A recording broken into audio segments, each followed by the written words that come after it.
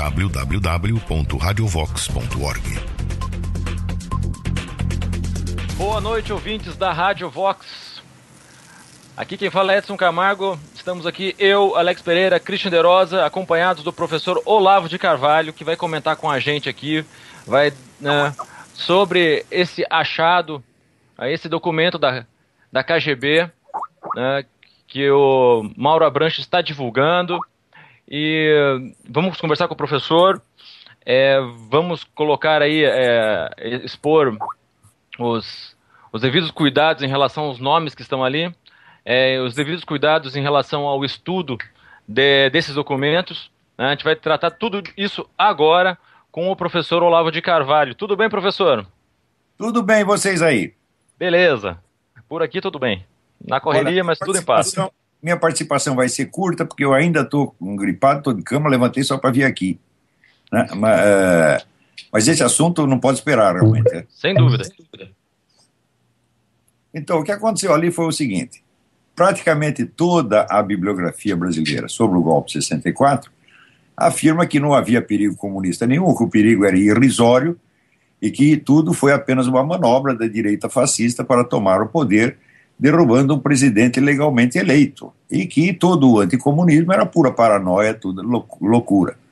Eu digo, muito bem, pode ser, é uma hipótese, só que só podemos saber disso se averiguarmos a intromissão das duas potências, Estados Unidos e União Soviética, na política brasileira de então. Porque não há uma visão científica das coisas, se não há uma confrontação de hipóteses, você empilhar um monte de fatos em favor de uma tese não quer dizer nada se você não procurar os fatos que a desmentem. A ciência é isso, já está lá no livro do Karl Popper, né? A tese científica tem que poder ser falsificável. Não é isso? Então, se não existe a confrontação de hipóteses, não tem ciência nenhuma. Então, a bibliografia brasileira sobre o golpe de 64 tem sido, vamos dizer, uma repetição da própria propaganda soviética. Quer dizer, o pessoal continua obedecendo às instruções da KGB. E nesse tempo todo, desde 1994, eu me lembro que eu pedia e implorava a líderes empresariais, militares, políticos, intelectuais, que mandassem alguém para a União Soviética para investigar os arquivos de Moscou. E então nós sabemos qual era, de fato, a amplitude da penetração soviética no Brasil. Depois, mais tarde, quando eu tomei conhecimento do livro do Ladislav Bittman, o Ladislav Bittman era o chefe da KGB no Brasil, na época do golpe, e eu publiquei, então, quer ver, pela primeira vez, eu tenho aqui a lista dos artigos que eu escrevi a respeito. O primeiro foi em 17 de fevereiro de 2001, quer dizer, são 14 anos atrás, gente. Resumindo ali brevemente o livro do Bittman, que contava algumas operações da KGB no Brasil na época, entre as quais a famosa Operação Thomas Mann, também chamada Operação Toro, que consistia em falsificar documentos e espalhar para a mídia para dar a impressão de que o golpe militar tinha sido preparado pelo governo americano, já tinha tramado, preparado e subsidiado pelo governo americano. Então, veja que coisa, o Bittman diz, na época nós não conhecíamos presta atenção, nenhum agente da CIA lotado no Brasil, mas descobrimos um funcionário do FBI.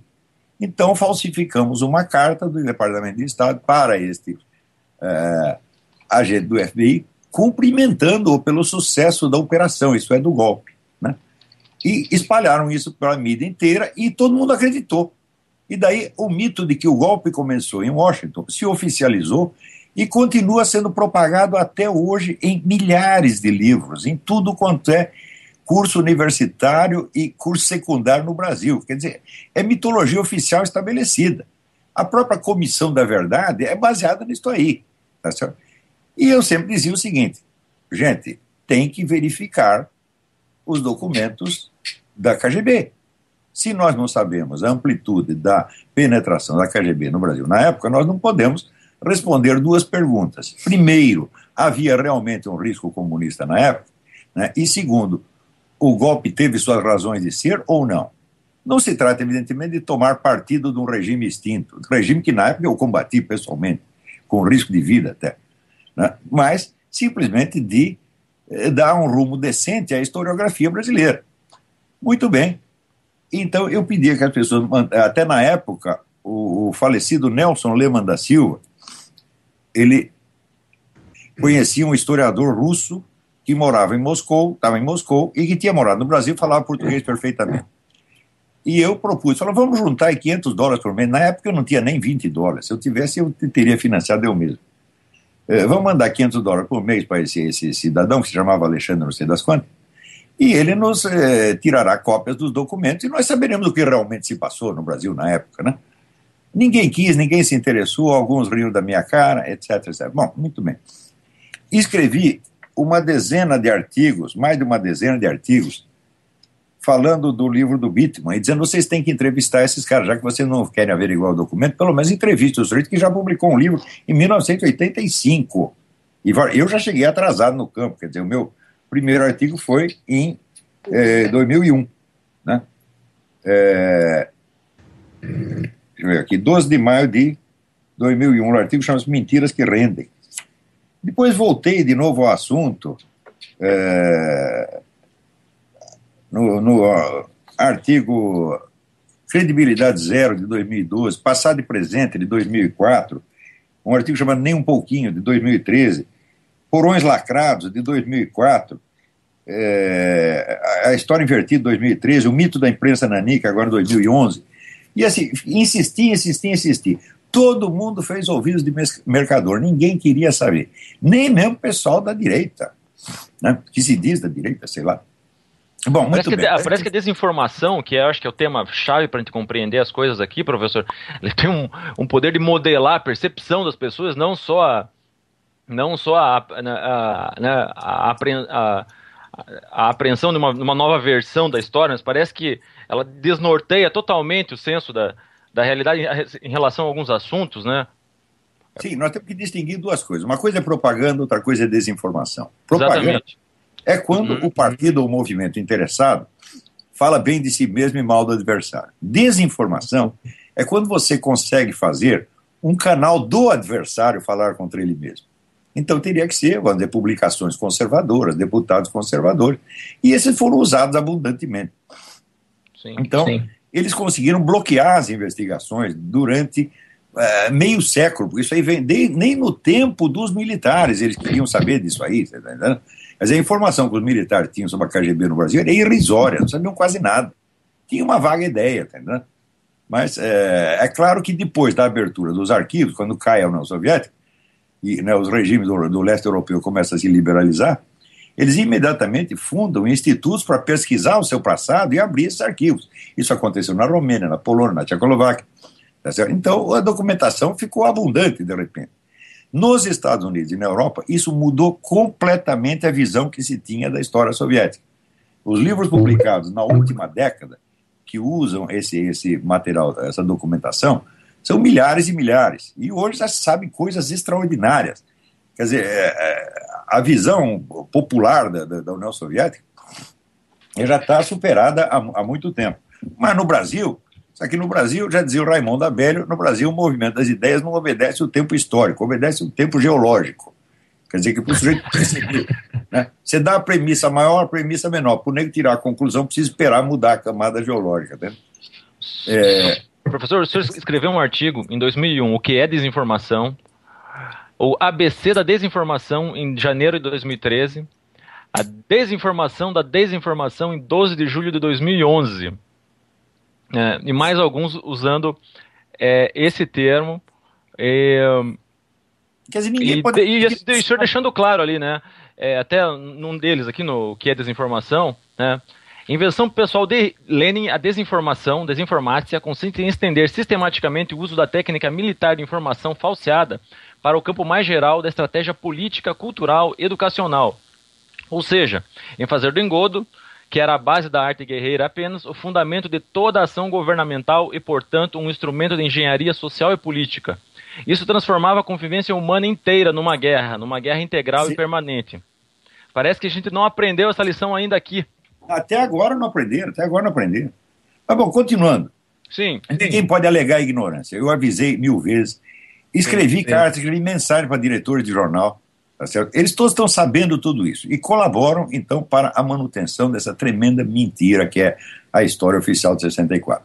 Agora, este abnegado, que é o Mauro Abranches, ele, por conta própria, ele vive na Polônia, mas ele fala bem polonês, fala tcheco, aí tem contato com o pessoal da Tchecoslováquia. Ele descobriu lá, nesse Instituto para o Estudo dos Regimes Totalitários, que é da Tchecoslováquia, documentos fundamentais sobre a atuação da KGB e do Serviço Secreto Tcheco, a STP, no Brasil. O que esses documentos, o Mauro fez o seguinte, ele simplesmente pegou os documentos, colocou no ar e os traduziu. Não fez mais nada, não fez nenhum comentário, não fez nenhuma interpretação, nem coisa nenhuma. Então, isso é realmente o começo da pesquisa historiográfica. A primeira coisa, você tem que ter o material na mão, os documentos. O que ele descobriu lá é o seguinte, embora muitos documentos apareçam na lista do próprio governo tcheco como tendo sido destruídos, sobrou alguma coisa. E esta coisinha que sobrou já é uma imensidão. E o que aparece nesses arquivos é o seguinte, primeiro, desde 1960, pelo menos, a penetração da KGB e da STP no Brasil era um negócio avassalador. Avassalador. Eles estavam nos partidos políticos, nas empresas estatais, nas Forças Armadas, na mídia, na educação, em tudo quanto é lugar. E tem os nomes dos caras lá. Nós não vamos citar os nomes, por quê? O professor Abranches, ele adverte com muita razão que muitas das pessoas, ou pelo menos algumas delas que estão, né, nessas listas, não foram propriamente agentes nem colaboradores voluntários, foram pessoas que foram forçadas a colaborar mediante chantagem ou mediante ameaça. Então, de fato, são vítimas do regime, né? Então, nós não queremos queimar a reputação dessas pessoas que já sofreram com isso. Agora, tem outros que são profissionais pagos, e com o tempo nós vamos descobrir. Eu sei de alguns, tá? E até já vi o nome deles na lista, mas não vou dizer ainda. Vamos esperar, tá certo? Então, vamos esperar e, como recomendo o professor Abranches, investigar caso por caso, para não cometer nenhuma injustiça. Então, esse pessoal estava em todas as áreas de atuação no Brasil, ao passo que, note bem, o próprio Ladislau Bitzmann, o próprio chefe da KGB no Brasil, disse, na época, 1964, não conhecíamos nem um único agente da CIA lotado no Brasil. Então, é 0 contra milhares. Então, dizer que não havia risco comunista nenhum ali, é uma coisa risível. É risível. E os que insistem nisso são muitas pessoas que estão na lista. Ou seja, tem motivo para esconder o seu passado. Tá certo? Porque aí não é a questão de dizer que, veja, existe uma diferença enorme entre o nego ser um militante comunista e ser um agente da KGB, pô. É completamente diferente. No primeiro caso, você pode ter até com o cara só uma divergência ideológica, mas no segundo, não. É uma intervenção estrangeira, tá certo? É uma ação bélica, é o que eles chamam de medidas ativas. Então, são agentes de influência, são desinformantes, é gente que está manipulando a política brasileira na época. E todos muito próximos à presidência da República. Então, é uma questão de você assistir o vídeo e você ver a imensidão da coisa. Então, isso quer dizer que 50 anos de historiografia auto-vitimizante, né, historiografia dos coitadinhos, nós não tinha comunismo nenhum, nós éramos inofensivos, era apenas um governo progressista, democraticamente eleito, e vieram os malvados militares e nos tiraram de lá. Eles vêm com essa conversa até hoje, e isso é oficial, isso é ensinado nas universidades. A bibliografia é imensa, tá certo? E ela ocupa toda uma faixa enorme do mercado. Então, isto é uma indústria da mentira, isto é uma empulhação, e isto é um crime. E está na hora de acabar com essa brincadeira, tá certo? Note bem, isto não implica dizer uma palavra em favor do regime militar, e nem mesmo do golpe. Tudo bem que eu hoje entendo que o golpe foi justificado, o regime que se seguiu, não. Mas derrubar o João Goulart, no meu entender, era obrigatório. Por quê? Porque o João Goulart recebeu nas mãos a prova de que havia uma guerrilha no Brasil desde 1961, organizada e financiada pelo governo cubano. Ele o que fez? Mandou investigar? Não. Sumiu com os documentos e entregou para o próprio Fidel Castro. Isso é crime de alta traição. O presidente que faz isso tem que ser retirado na mesma hora. Então, retirar o Goulart foi muito justo, tá certo? Independentemente de outros crimes que se diz que ele cometeu, não sei. Mas só esse aí já é mais do que suficiente. né? O governante corrupto a gente pode suportar, mas o governo traidor que entrega o país para um governo estrangeiro, esse não pode suportar. Então, tirar o Goulart foi certo. Os caras tiraram e prometeram eleições em 6 meses. Não cumpriram a promessa e ficaram lá 20 anos.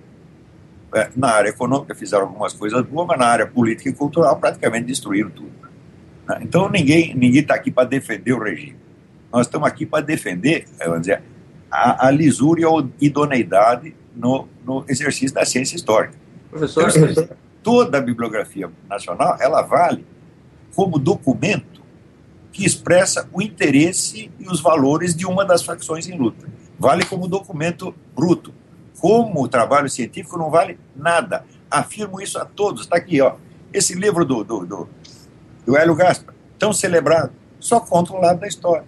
Você vê, o Hélio Gaspar era um sujeito militante comunista que estava ali no círculo íntimo do Golbery. Então o que ele estava fazendo lá? Qual era a função dele ali? Era só observar? Como jornalista, não é possível, alguma influência ele exercia. Tá certo? Então, você ver aqui, já no tempo do Geisel, o Glauber Rocha escreveu vários artigos dizendo que o pessoal da esquerda tinha que aproveitar a brecha que o Geisel estava abrindo para eles. Porque eles adotaram a tal da política da panela de pressão e diziam o seguinte: nós não podemos fechar todas as portas, nós temos que deixar uma portinha aberta para poder sair o gás. E a portinha aberta que eles escolheram foi as universidades. Veja que coisa. Desde 65, o pessoal da esquerda estava estudando Antônio Gramsci e aprendendo os princípios e regras da Revolução Cultural, que é ocupar o espaço cultural inteiro. Daí veio o governo e abre esse espaço para eles. Quer dizer, isso foi burrice ou foi uma cumplicidade, pelo menos inconsciente? Então, nada disso foi averiguado ainda. Mas esses documentos que o Mauro Abranches descobriu, eles não deixam margem à dúvida da imensidão da penetração soviética no governo brasileiro da época, nas empresas estatais, nas forças armadas, no sistema educacional e na mídia. Só de jornalistas você tem várias dezenas lá na lista. Então tem que averiguar quais desses eram agentes pagos, quais desses foram utilizados de alguma maneira. Tem até o embaixador na lista. Então, agora acabou a brincadeira. Então tem que esfregar isso na cara desses filhos da puta dessa Comissão da Verdade, que estão lá só para mentir e esconder tudo isso aí, e parar com essa história de que não tinha comunismo nenhum e de que não havia nenhum motivo para reagir e de que os comunistas foram vítimas. Na verdade, eles não dizem nem comunistas, dizem que o governo perseguia a oposição. Perseguia a oposição coisa nenhuma. A oposição tinha jornais que circulavam livremente durante todo o regime militar.